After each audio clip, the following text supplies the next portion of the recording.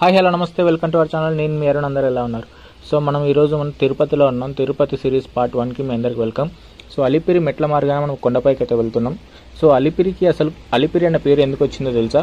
So తిరుమలలో చాలా మార్గాలు ఉన్నాయి కొండపైకి వెళ్ళడానికి, కానీ అలిపిరి మెట్ల మార్గం చాలా ప్రాముఖ్యతమైనదని చెప్తూ ఉంటారు పెద్దలు కూడా. సో అలిపిరి అసలు పేరు అలిపిరి కాదు, అడేపులి.